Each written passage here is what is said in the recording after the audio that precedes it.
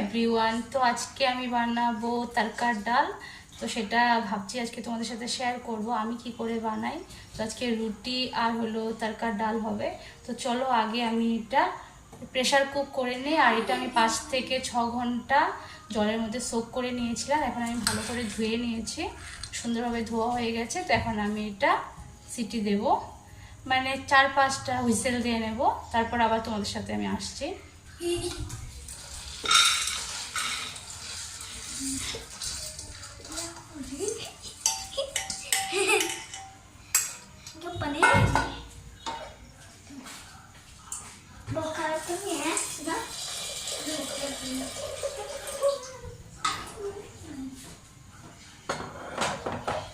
একটু নুন দিয়ে দেবো এখানে।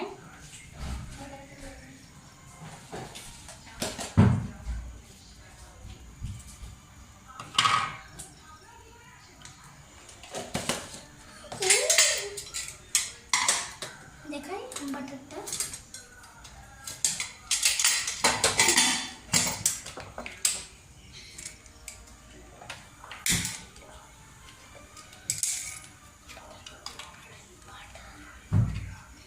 তো তোমরা দেখতে পারো আমার এই গ্রিন মুগ ডালটা হয়ে গেছে। আমি 5 থেকে 6টা হুইসেল দিয়েছি, খুব সুন্দরভাবে গলে গেছে।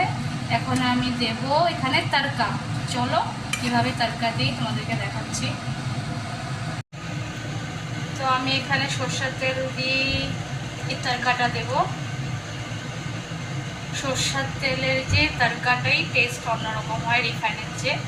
আমি একটু বেশি করে দিলাম, ব্যাস। তো সরষের তেলটা গরম হলে আমি কী কী দিচ্ছি সেটা তোমরা দেখুন। তো আমার কাছে হিং নেই, তোমাদের কাছে যদি হিং থাকে তাহলে এই তরকার ডালে হিংটা ফোড়ন দিলে বেশি টেস্ট হয়। তো আমার কাছে হিংটা নেই, তার জন্য আমি জিরেটাই ফোড়নে দিয়ে দিলাম। তো আমার জিরেটা চটকে গেছে। তো এবারে আমি পেঁয়াজগুলো সব দিয়ে দেবো।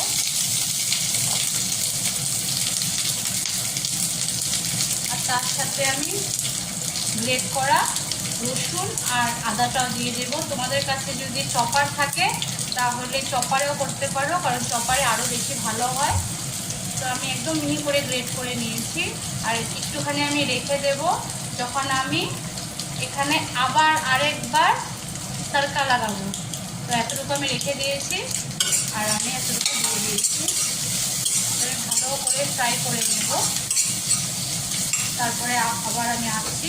আর এখানে একটু নুন হলুদও দিয়ে দেবো আমি। তো আমি এখানে একটু হলুদ গুঁড়ো দিয়ে দিলাম, আর একটু নুন দিয়ে দিলাম। আর আমি 3টে গোটা কাঁচা লঙ্কা দিয়ে দিলাম।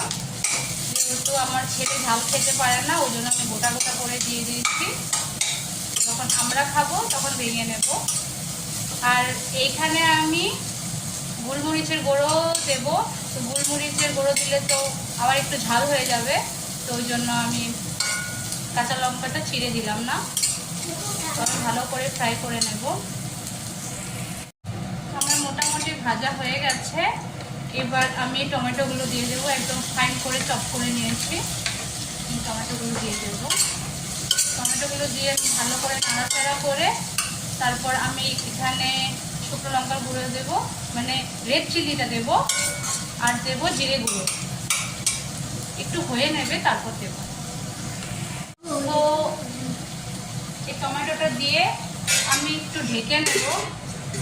ঢেকে ঢেকে করবো, ঢেকে ঢেকে করলে টমেটোটা সুন্দর করে গলে যাবে। আমি একদম ফ্লেমটা কমিয়ে দিয়েছি, আর আমি একটু ঢেকে ঢেকে করবো, তাহলে সুন্দরভাবে হয়ে যাবে।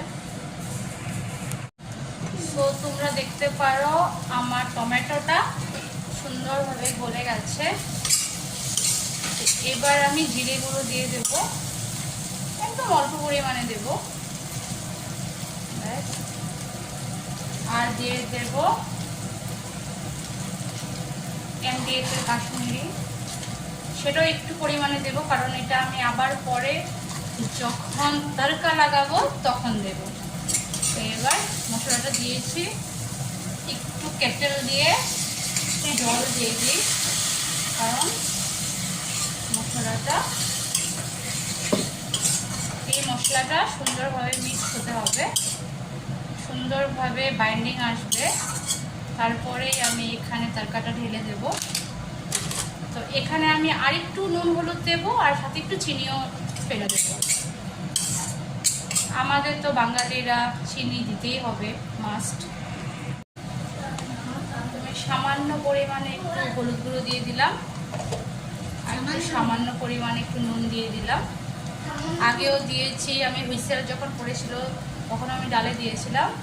আর একটু চিনি দিয়ে নিই, চিনিটা অল্প পরিমাণেই দিলাম, যেহেতু টমেটো দিয়েছি বেশি খাট্টা খাট্টা ফ্লেভার হবে। আর এটার মধ্যে অ্যাকচুয়ালি হিংটা পড়লে আরও বেশি টেস্ট হতো, কারণ তড়কা ডালে হিং দিতেই হয়। আর আমার কাছে মানে আজকে তড়কা ডাল বানানোর দুটো জিনিস নেই, একটা হলো হিং, সেকেন্ড হলো কসুরি মেথি। তোমরা কিন্তু নামানোর সময় কসুরি মেথি দেবেই দেবে, আমার কাছে নেই যেহেতু। এইভাবেও টেস্ট হয়, কিন্তু ওগুলো তো জানোই তোমরা, মানে ধাবা স্টাইল যেটা, ওটার মধ্যে কসুরি মেথি দেবে। আচ্ছা ঠিক আছে, তো একটু আমি এটা কষিয়ে নিই, তারপর আমি ডাল তড়কাটা দিয়ে দেবো। আমি একটু জল দিলাম, তো আমি তখন হইলো ক্যামেরাটা অন করতে ভুলে গেছি, তো আবার আমি কেটল থেকে আরেকটু জল দেবো, জল লাগবে। ব্যাস, তো এটা আরও অনেকক্ষণ সিদ্ধ হবে। তো সিদ্ধ হওয়ার পর আমি এখানে দিব গরম মশলা গুঁড়ো আর ব্ল্যাক পেপার মানে গোলমরিচের গুঁড়ো দেব। তো এটা আমি এখন ঢেকে দিচ্ছি সুন্দরভাবে, আরও একটুক্ষণ সিদ্ধ হবে। চলো কেমন হয়েছে আমার তড়কা, ডাল তড়কা সেটা দেখা যাক। সুন্দরভাবে হয়ে গেছে। এখন হলো লাস্ট তড়কা লাগানোর পালা, সেটা চলো তোমাদের সাথে শেয়ার করছি। তো এটা এখন আস্তে আস্তে হতে থাকো, সেমভাবে আবার আমি ঢেকে দেবো। তো স্টিম একদম কমানো আছে, আর ওই গ্যাসে আমি এখানে তড়কাটা লাগাবো। তো চলো রেডি করি। আচ্ছা সরি, আমি তোমাদের একটা কথা বলতে ভুলে গেছি। আমি এখানে তড়কা লাগানোর আগে গরম মশলা দেব। এটা আমি শুকনো খোলায় গুঁড়ো করে নিয়েছি, এটা হলো গরম মশলা। আর এটা হলো ব্ল্যাক পেপারের গুঁড়ো, এটাও আমি গুঁড়ো করে নিয়েছি, গোটা ছিল। তো এই ব্ল্যাক পেপারটা আমি দিয়ে দিলাম আর গোটা গরম মশলাটাও দিয়ে দিলাম। তো এবার চলো এখন আমি তড়কা লাগাবো। আর আমি তার সাথে রুটির জন্য সব কিছু রেডিও করে নিচ্ছি। আমি এটা বানিয়ে তারপর রুটিটা বানাবো। তো চলো। তো তোমরা দেখতে পারো আমি এখানে একটা হাতা নিয়ে নিয়েছি আর আমি গ্যাসটা অন করেছি। এখন আমি এখানে সরষের তেল দিয়ে দেবো, বেশি দেবো না যেহেতু আমি তখন দিয়েছিলাম, জাস্ট একটু সরষের তেলটা আমি গরম করে নেব।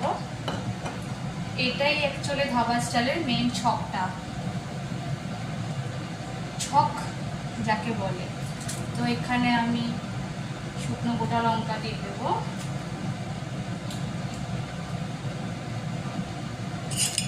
যেহেতু গরম।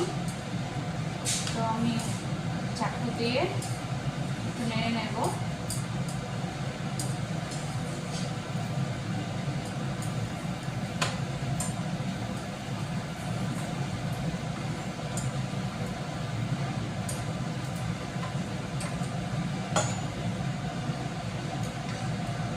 শুকনো লঙ্কা গরম হয়ে গেছে, এবার হলো আদা গ্রেট করা, রসুন গ্রেট করা আর একটু কাঁচা লঙ্কা কুচিয়ে দিয়েছি।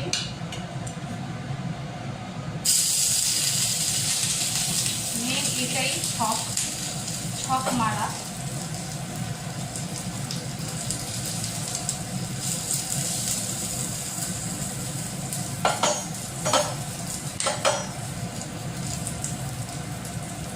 এটা আমি একটুক্ষণ নেড়ে নেব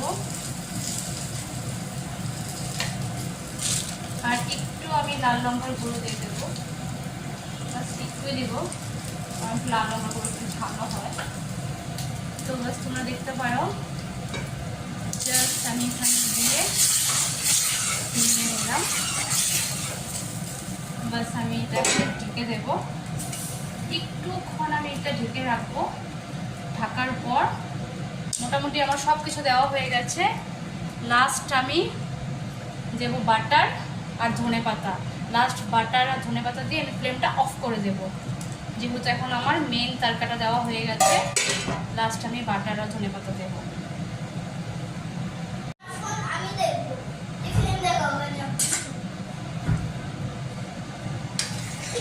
দেখো আমার এই ডাল তরকা এখন হয়ে গেছে।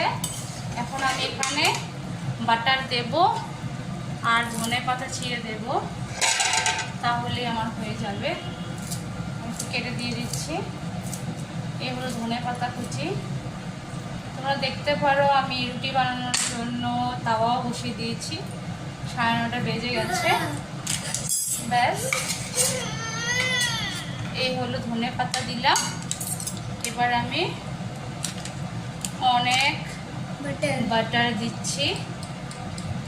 ব্যাস, বাটার দেওয়া হয়ে গেছে। এবার আমি ফ্লেম বন্ধ।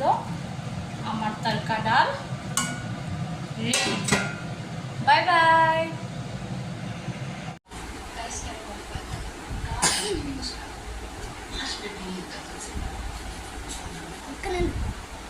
খাও। কি কি ওয়াও, কি ইয়ামি হয়েছে? দূরে গিয়ে বলো, ভালো করে বলো। হ্যাঁ, কি ইয়ামি, খুব টেস্টি হয়েছে। এটা কি ডাল তরকা? আমি ডাল তরকাতে বাটার দিয়েছি, ধনেপাতা দিয়েছি। ও আরও একটু বাটার নিয়ে নিল, আবার ধনেপাতাও নিয়ে নিল। তো এখন কি রুটি খাবে? খাও। এখন বাজে 10টা, পুরো 10টা বাজে। তো আমরা এখন ডিনার করে নেব না বাবা?